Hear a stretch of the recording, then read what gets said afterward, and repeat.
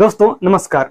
इस वीडियो में हम लोग समझने वाले हैं SSC stenographer grade C and grade D exam के बारे में कि क्या होता है इसका एग्जाम पैटर्न और सिलेबस। जबकि आप जानते हैं कि किसी भी एग्जाम की तैयारी शुरू करने से पहले उस एग्जाम के बारे में समझना चाहिए। सबसे पहले उसके एग्जाम पैटर्न को और उसके सिलेबस को बहुत अच्छे से। इसीलिए इस वीडियो में हम लोग इसी के बारे में यहाँ पर बात करने वाले हैं। तो हम लोग यहाँ पर सबसे पहले समझेंगे इसके एग्जाम पैटर्न को कि भाई इसमें क्या क्या पूछा जाता है और कितना पूछा जाएगा।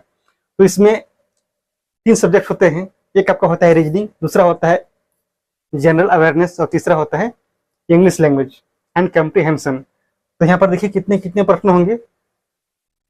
रीजनिंग से होते हैं 50, जीके जी से होते हैं 50 और इंग्लिश से होते हैं 100। टोटल कितने हुए? टोटल हुए 200। और आपका हर एक प्रश्न 1 अंक का होगा, यानी कि 1 नंबर का। सिंबल से मतलब है, बताने वाली बात है भी नहीं है। तो यहाँ पर टोटल हो जाते हैं कितने? 200 प्रश्न। 200 प्रश्न कितने हुए? 200 अंक के हुए। लेकिन क्या यहाँ पर कोई नेगेटिव मार्किंग है? तो बिल्कुल यहाँ पर माइनस मार्किंग होगा। वह कितना होगा? तो याद रखने आपको 0.25। कहने का मतलब क्या है कि आपका 1/4 अंक काटा जाएगा अगर आप एक प्रश्न गलत करेंगे तो। इसीलिए आपको इस बात को भी ध्यान में रखना है, यानी कि अगर आप 4 प्रश्न गलत करेंगे तो आपका 1 अंक काटा जाएगा। आपका समय कितने मिलते हैं? आपको यहाँ पर समय मिलेंगे 2 घंटे। लेकिन जो लोग स्क्राइब लेकर जाएंगे उन्हें मिलेंगे 40 मिनट एक्स्ट्रा। कितने? 40 मिनट। इस बात को भी ध्यान में रखना है। ऐसा नहीं कि जो लोग नॉर्मल हैं उनके लिए 40 मिनट एक्स्ट्रा मिलेगा, ऐसा बिल्कुल नहीं है। उनके लिए कितने हैं? केवल और केवल 2 घंटे। इसका सिलेबस क्या है? सिलेबस के बारे में यहाँ पर साफ साफ लिखा गया है कि आपसे जनरल इंटेलिजेंस एंड रीजनिंग में क्या पूछा जाएगा। आप देख लीजिए कौन कौन से यहाँ पर टॉपिक्स का नाम दिया गया है। आप इसके अकॉर्डिंग अपनी तैयारी को शुरू करेंगे। इसके बाद है आपका जनरल अवेयरनेस, यानी कि सामान्य जानकारी। यहाँ पर आपसे कुछ सामान्य प्रश्न पूछे जाएंगे, लेकिन सामान्य होते हैं या फिर नहीं होते हैं आपको पता ही होगा। अगर आप एग्जाम दे चुके होंगे तो, देने वाले होंगे तो भी आप देखना इस बार कि कैसे प्रश्न आते हैं। Questions will be designed to test the ability of the candidates general awareness, यानी कि सामान्य जानकारी किसकी? तो इन्वायरमेंट अराउंड हिम, जो आपके आसपास के पर्यावरण है उससे संबंधित प्रश्न आएंगे। उसका क्या महत्व है? Application to society. इसके अलावा आपसे स्पोर्ट्स से प्रश्न आएंगे, हिस्ट्री से आएंगे, कल्चर से आएंगे यानी कि संस्कृति, ज्योग्राफी, इकोनॉमिक सीन, पॉलिटी और भारतीय संविधान यानी कि इंडियन कॉन्स्टिट्यूशन। इसके अलावा साइंटिफिक रिसर्च यानी कुछ आपके साइंस एंड टेक से प्रश्न आएंगे। तो आपको इन सभी को तैयार करना है। यहाँ पर क्या लिखा है आप देख लीजिए। This questions will be such that they do not require a special study of any discipline. कहने का मतलब क्या है कि अगर आपसे यहाँ पर ज्योग्राफी से, पॉलिटी से, इसके अलावा हिस्ट्री से अगर प्रश्न पूछे जाते हैं तो इसका मतलब ये बिल्कुल नहीं है कि आपको कम से कम बैचलर डिग्री प्राप्त करना ही होगा। ऐसा नहीं है, ये आपके इंटर लेवल के ही होंगे। इसीलिए आपको इस बात को ध्यान में रखना है।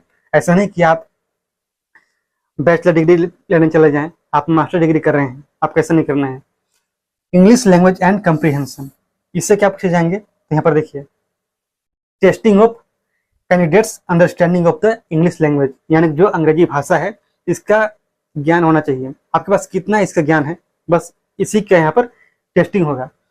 इसमें क्या क्या आपसे पूछा जा सकता है? तो वोकैबुलरी, इसके अलावा grammar, sentence structure, synonyms, antonyms. तो इसका मतलब सिलेबस के बारे में आपको समझ में आ गया होगा कि आपसे क्या पूछा जाएगा। भाई उल्टा शब्द, सीधा शब्द यानी कि समान अर्थ वाले। इसके अलावा सेंटेंस स्ट्रक्चर, कोई भी मान लो एक सेंटेंस है उसे थोड़ा उल्टा सीधा करके आपको दे दिया जाएगा। आपसे पूछा जाएगा कि आप बताइए कि इसका करेक्ट मतलब जो भी इसका अरेंजमेंट होगा उससे क्या हो सकता है, बताइए। सिंपल सी बात। इसके अलावा ग्रामर है, तो ग्रामर पढ़ते ही आ रहे बचपन से ग्रामर, तो क्या होता है ग्रामर में आप बता ही देंगे, सिंपल सी बात है। इसके बाद अगर आपका नाम आ गया मेरिट लिस्ट में, किसके लिए? स्किल टेस्ट के लिए, तो आपको देना होगा स्किल टेस्ट, जिसे हम लोग बोलते हैं स्टेनोग्राफी टेस्ट। ठीक है, लेकिन इसमें क्या होता है इसके बारे में आपको पता होना चाहिए। तो यहाँ पर देखिए, हिंदी में या फिर इंग्लिश में, किसी एक लैंग्वेज में आपको 10 मिनट के लिए क्या मिलेगा? डिक्टेशन। आप फॉर्म भरने के टाइम में जो भी लैंग्वेज चूज किए होंगे उसी लैंग्वेज में आपको मिलेगा 10 मिनट के लिए एक डिक्टेशन।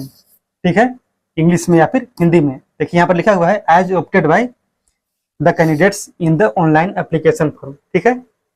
लेकिन इसका स्पीड होगा कितना, 100 वर्ड पर मिनट। ये किसके लिए है, जो लोग अप्लाई किए होंगे ग्रेड डी के लिए, उनके लिए है, सॉरी सी के लिए है 100 वर्ड पर मिनट ग्रेड सी के लिए। लेकिन जिनका होगा ग्रेड डी तो उन्हें मिलेंगे भाई कितने वर्ड पर मिनट, तो उसका स्पीड होगा 80 वर्ड पर मिनट।